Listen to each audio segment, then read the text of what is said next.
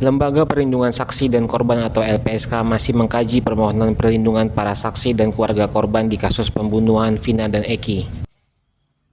Hingga kini tercatat ada 10 pemohon yang mengajukan permintaan perlindungan, meliputi 7 orang keluarga korban dan 3 orang saksi fakta yang mengetahui kasus pembunuhan Vina dan Eki.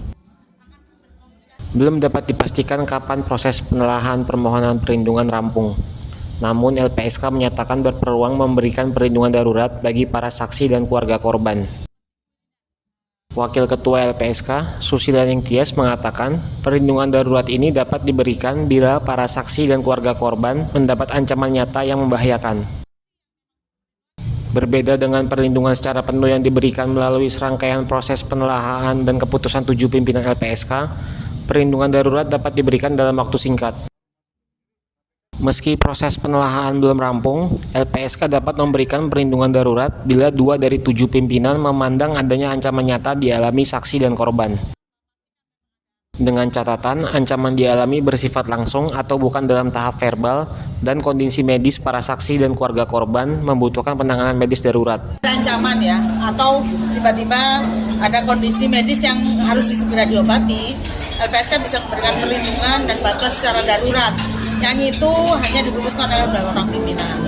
Nah, dalam semua kasus seperti itu, jadi kalau tiba-tiba kita belum sampai 30 hari menganalisis atau menelaah ya kasus atau permohonan dari saksi korban, kalau tiba-tiba ada ancaman mendadak yang mengancam jiwa, maka bisa kita langsung berikan perlindungan dengan diputuskan minimal 2 pimpinan. Kategorinya apa aja? Satu, saat ada ancaman yang mengancam jiwa ya. Intimidasi mengancam jiwa. Yang kedua, soal kondisi medisnya. Misalnya memang harus berobat segera, kalau enggak kemudian meninggal dunia. Terus yang ketiga, ini kondisi ada proses hukum yang harus didampingi pada saat itu. Misalnya tiba-tiba mendadak sudah harus diperiksa di pengadilan, maka bisa didampingi oleh LPSK. Kalau ancamannya itu ancaman langsung atau bisa berupa kayak pesan singkat gitu aja? Langsung, kalau pesan singkat kan belum tentu, bisa jadi kan hoax dan sebagainya ya. Ya kita akan menelaah dalam beberapa waktu cepat gitu ya, ketika ada ancaman kita ditelaah. Kalau memang ada ancaman nyata terhadap saksi korbannya, bisa kita berikan perlindungan darurat. Artinya kalau ada keputusan itu berarti si saksi atau korban sendiri bisa ditaruh di rumah aman? Bisa sekali, bisa ditaruh di rumah aman, bisa dilakukan pengamanan, bisa dilakukan pengawasan di rumahnya gitu ya, atau kita sebut sebagai perlindungan melekat, pengawalan melekat.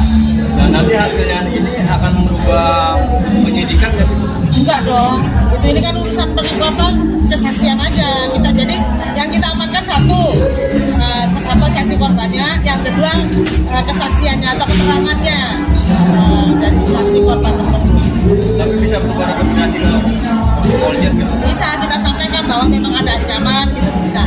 Oh, berarti tidak menutup kemungkinan penyidik datang ke rumah aman tersebut ya? Enggak dong, enggak boleh. Itu hanya khusus untuk LPSK dan petugas LPSK yang melindungi dan saksi korbannya. Oh, artinya tetap pada saat pemeriksaan dibawa gitu ya? Iya, nggak bisa. Jadi kita tetap kita kawal untuk diperiksa gitu.